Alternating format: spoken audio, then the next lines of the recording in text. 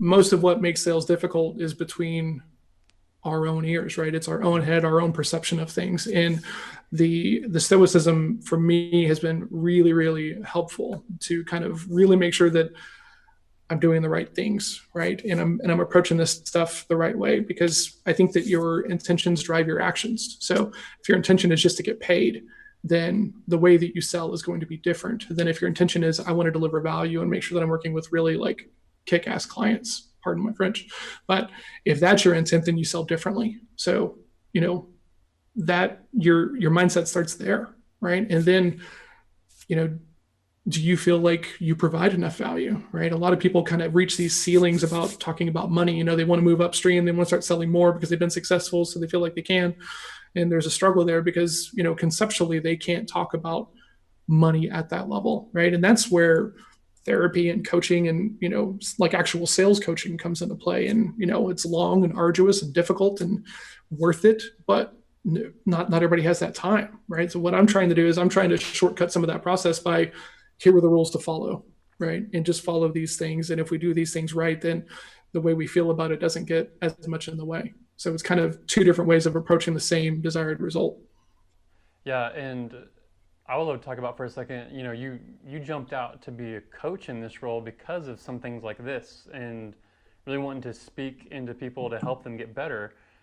So talk a minute, because I like to hear people's passions behind this and desire. Like, you did touch on a little bit as far as the company, and I know you're doing it throughout this whole interview, but were there any pivotal pieces that were like, yes, this made me jump out, or this was because of these things, right?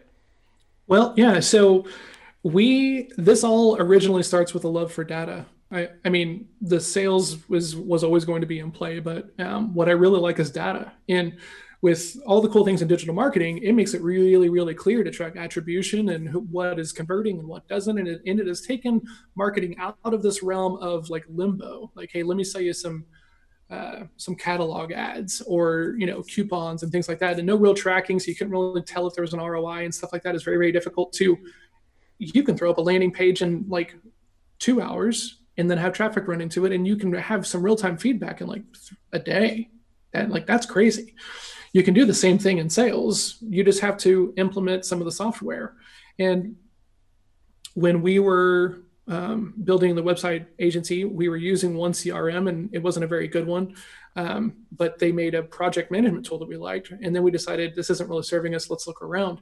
And that's where we found Pipedrive, which is kind of like my first love of CRMs. And there's so much data. And with data, you can gain improvement, right? I mean, that's kind of the whole idea of let's establish a baseline. And what I found was I could tell myself these stories, but then I could go back to the data, and that was telling me, like, am I spending the right time with the right people? Like how does this tighten up? How does this improve? And data is the way to make that happen. So, I as excited as I get about like sales in general and stoicism, like data points, like that's my jam, That's your right? jam. That's my jam. And that's the key to making this outside of something that we get so fired up and too attached to, which actually hurts us, into something that we can do repeatably. And it's easier to scale, and it's easier to hire for, it's easier to track.